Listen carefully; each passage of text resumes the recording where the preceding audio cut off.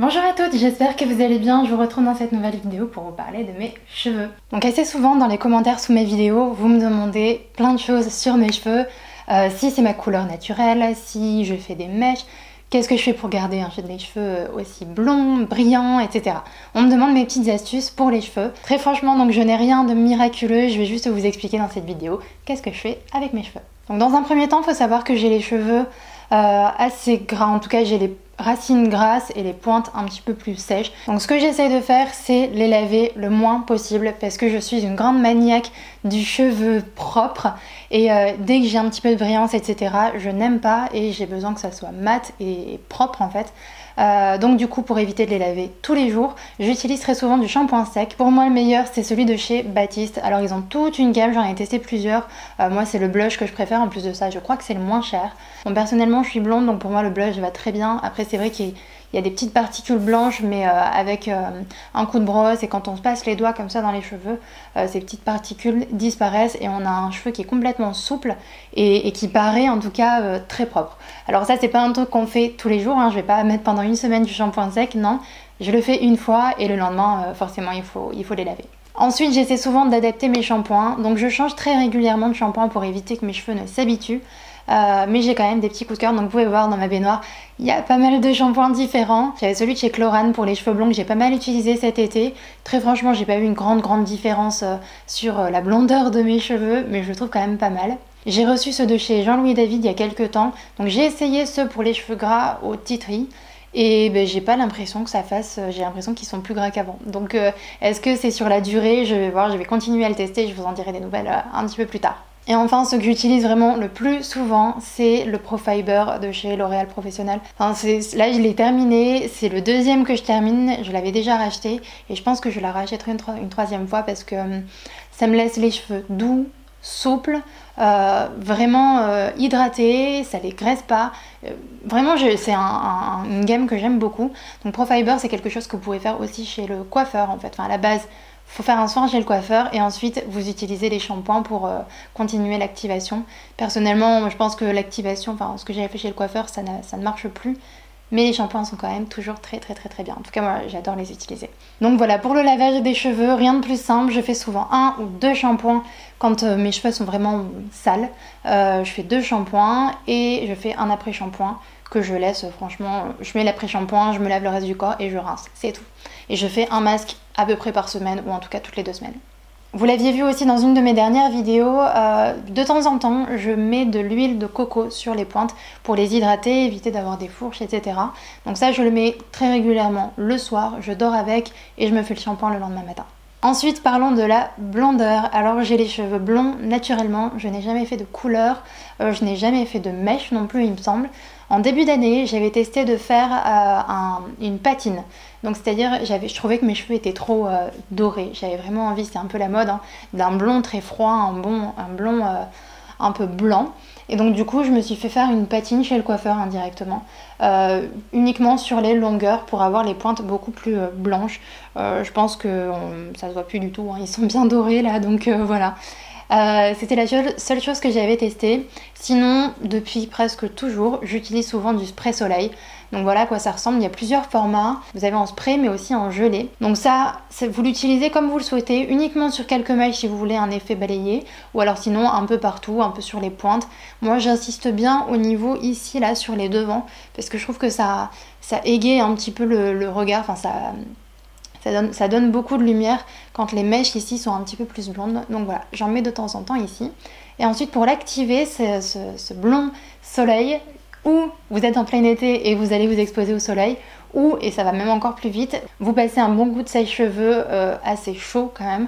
Et moi je le fais du coup sous forme un peu de brushing comme ça, pour vraiment aller sur toutes les mèches et les chauffer un petit peu et activer ces petites particules qui vont éclaircir le cheveu. Alors ça n'a rien de miraculeux, ça n'a rien de transcendant, hein.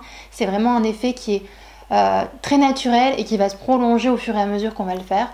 Donc ça, il ne faut pas le faire non plus trop souvent parce que ça assèche quand même bien les cheveux, hein. Voilà, c'est pas ce qu'il y a de mieux pour les cheveux. Ensuite, justement, en parlant du sèche-cheveux, moi j'utilise celui-ci de chez Babénis et mon Dieu, je vous assure, en fait c'est Boulanger qui me l'a envoyé pour que je fasse des tests produits pour la marque et J'ai même converti ma soeur pour qu'elle l'achète, c'est pour dire.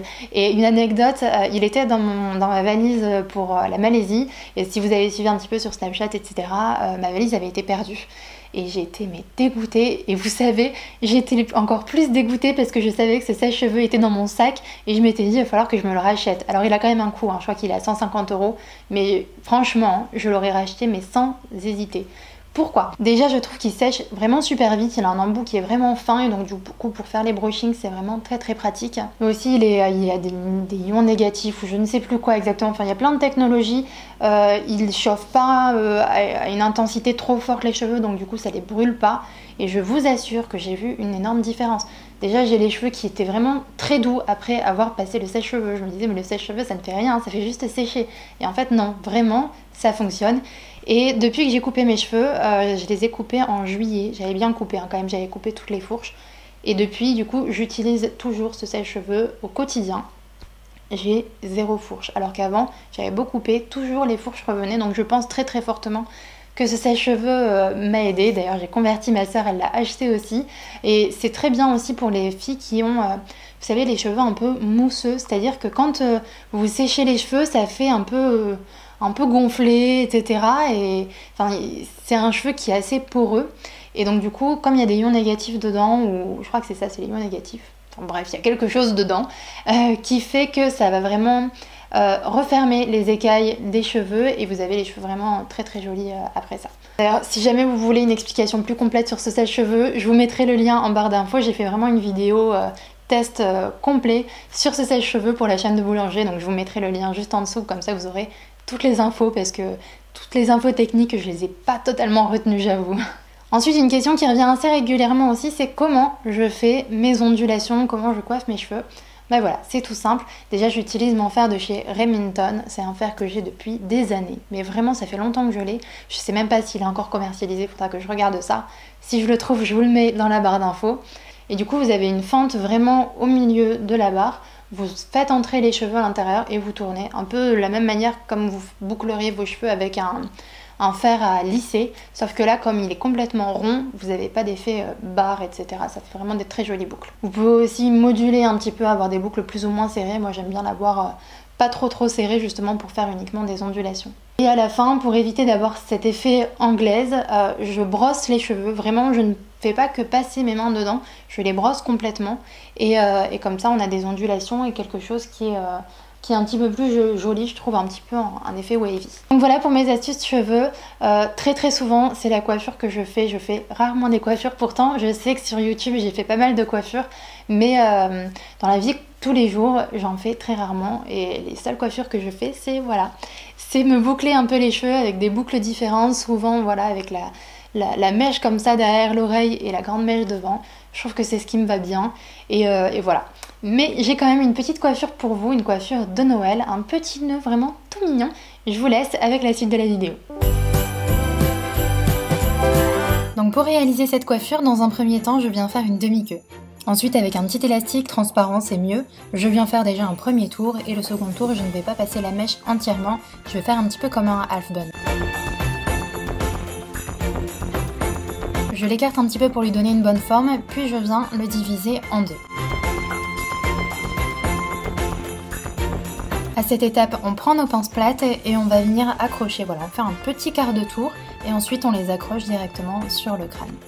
Donc déjà là, on peut voir que ça prend forme. N'hésitez pas à mettre plusieurs barrettes pour être sûr que ça tienne toute la soirée. Et ensuite, vous prenez une petite mèche que vous faites passer sur le dessus pour terminer le nœud et que ça fasse vraiment un véritable nœud de Noël. J'accroche, encore une fois, je mets des pinces un peu partout pour bien fixer et qu'il n'y ait aucune mèche qui sorte pendant la soirée. Et voilà, cette vidéo est terminée, j'espère vraiment qu'elle vous aura plu. Si c'est le cas, mettez-moi des petits pouces vers le haut.